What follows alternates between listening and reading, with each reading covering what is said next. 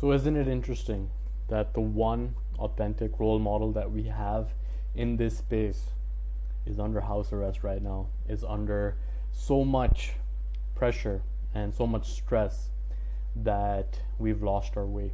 So, I want to share with you this framework on how to be a man.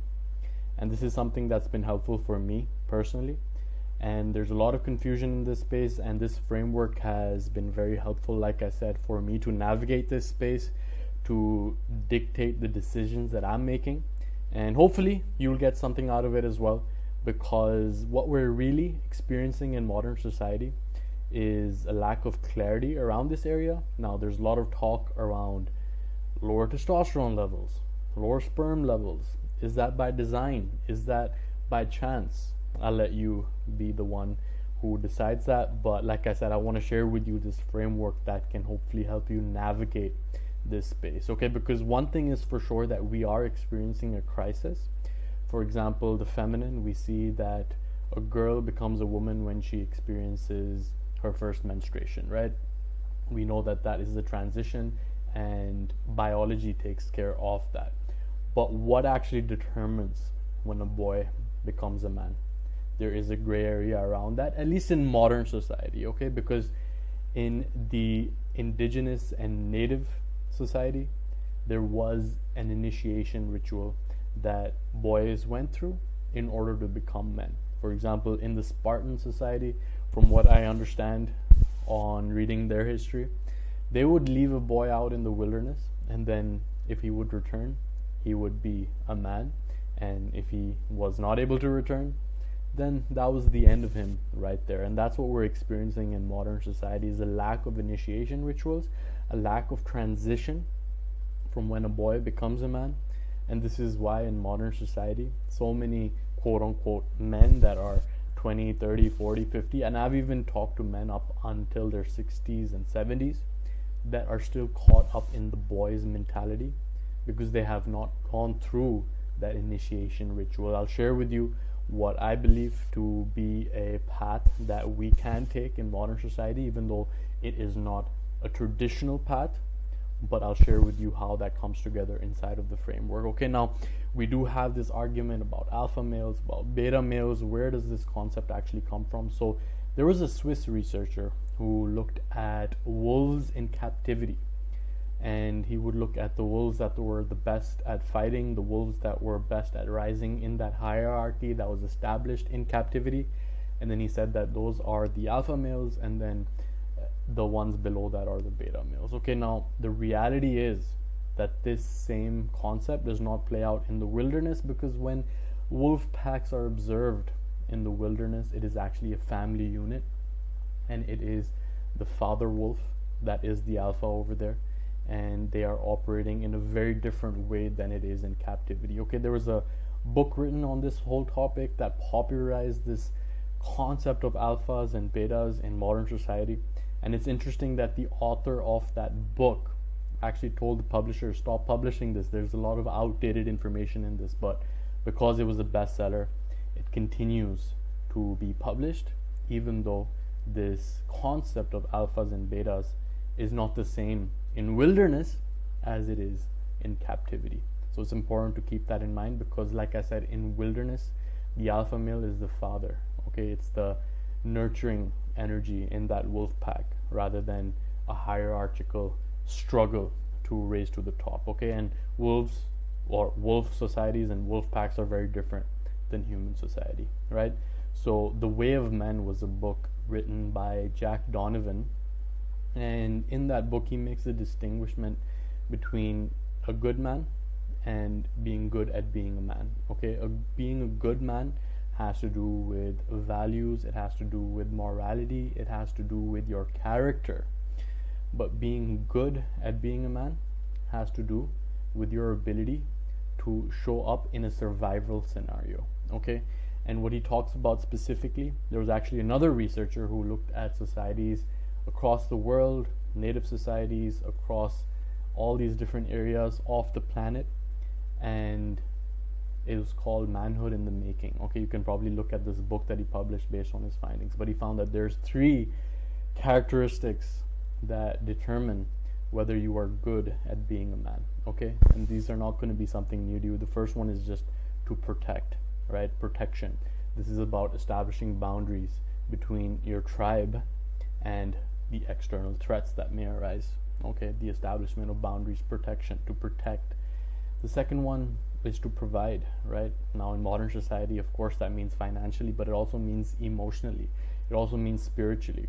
When there is chaos, when there is a threat, when there is something happening in your environment, are you the one that's panicking, or are you able to actually provide that emotional stability? Are you able to be the rock in the proverbial storm when it does hit? Are you able to be there to provide the emotional support? Are you able to be there to provide in all the other capacities as well, right? And the third one, Robert Moore, who's the author of the book Manhood in the Making, said it's about procreation, right? So are you able to successfully pursue and impregnate a female and then create your tribe out of that? Okay, because if you're impotent, like I said, testosterone levels are on the low. People, or men in general, have issues with getting it up these days. That's a very common phenomenon. And then that's with dealing with their own emotional issues and then biological issues as well. But it's important, like I said, to understand this difference between being a good man and then being good at being a man. So this is the framework over here that was proposed by Robert Moore in his book King, Warrior, Lover, Magician. Definitely a recommended reading for anyone on this path of masculine development. And it characterizes the three aspects of our masculine experience here on this planet, right? So we can break it down to thinking, doing, feeling, right? These are the three aspects that define our experience. And with thinking, it is ascribed to the archetype of the magician. Now, archetypes are like primal patterns. They're like primal blueprints that have been true for millennia. And when we think of the primal pattern of thinking, it is our ability to imagine something in our mind and then bring it through creation into the physical world. Okay, that is the aspect of the magician. And then again, the magician has to combine it with the warrior, right? Which has to do with our doing, with our acting in this world. So you're able to conjure up an image of what you see as possibility, and then you take action in order to bring that into fruition, bring that reality into fruition. You have to act. You can't just think about it, right? And then feeling is associated with the lover archetype. Okay, so doing is associated with the warrior archetype, and then feeling is associated with the lover archetype. And this is also related to that of spirituality in our experience, because as you know, reality is not just physical. Yeah, we can experience physical reality with our five senses, but it's also important to consider that everything around you existed first in the mind before it existed in physical reality. Okay, that's important to consider. And when these three aspects of our existence, thinking, doing, and feeling, are in harmony, that is when you are being the king in your own life.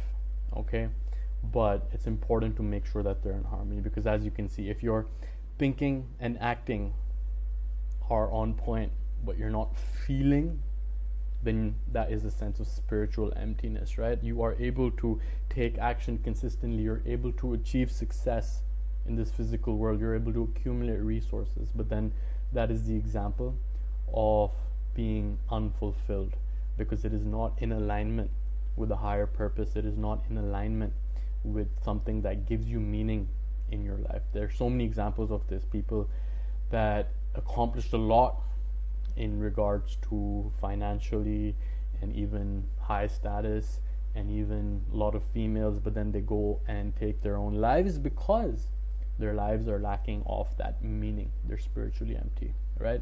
So we have to make sure that it's in alignment over there. And then also, let's say that your thinking and feeling is on point, and this is something that I can definitely relate to. For example, when you are under the influence of cannabis, you are with your head in the sky, right?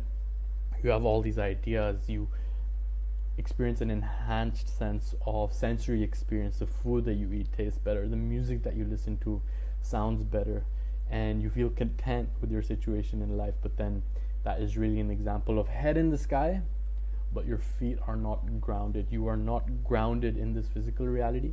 You are caught up with the head in the sky, with the mental masturbation. You have all of these ideas, you feel content, and you experience these emotions that feel good. You taste the food, but then again, you are lacking in bringing that into fruition. You are lacking in the warrior archetype over there, right?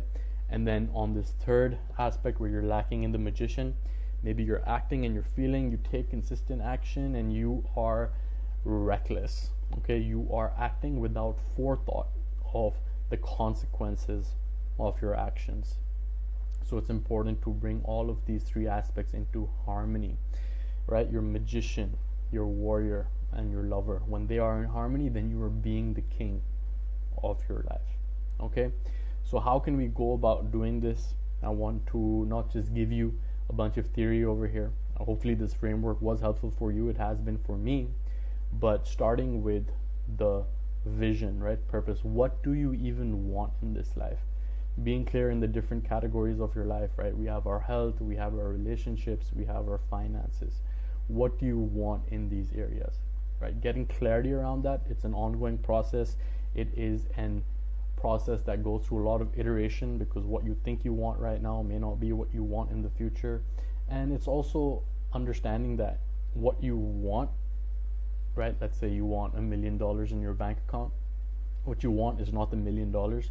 What you want is what you think that $1 million will help you feel, right? It's about the end result of the experiences of our life is the emotions that we feel.